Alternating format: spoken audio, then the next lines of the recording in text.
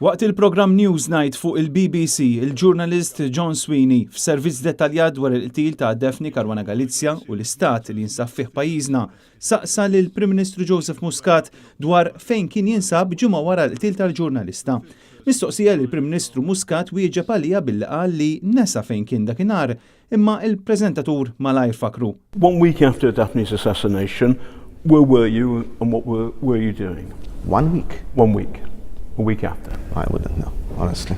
You were in Dubai selling Okay, passports for €650,000. I wasn't, we don't sell. Fl-intervista tkellem ukoll ix-Shadow Minister għall-Ġustizzja Jason Azzopardi li spjega kif il-beħ tal-passaporti huwa sors ta' korruzzjoni. The passport scheme. The source of corruption.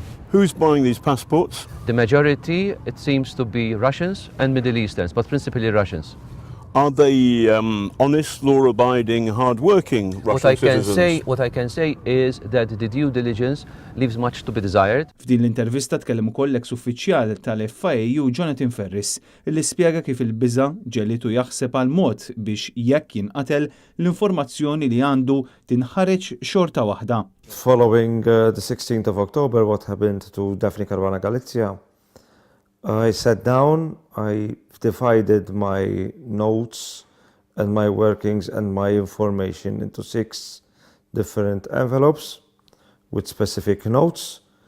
They are distributed to 6 members of family, friends and close friends.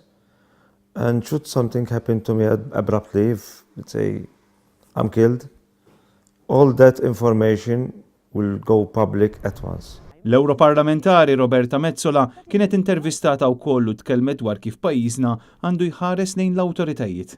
What we mean by rule of law is that the institutions work, that the government is at the service of the judiciary and not the other way around. That when a crime is committed, you have to have faith in law enforcement so that that crime is investigated and solved. That if you break any rule of our criminal or civil code, then you are prosecuted and you are made to pay for what you've done. Il-ġurnalist iddeskriva li Prim Ministru Joseph Muscat bħala makak u anke bit-terminu passport seller in chief.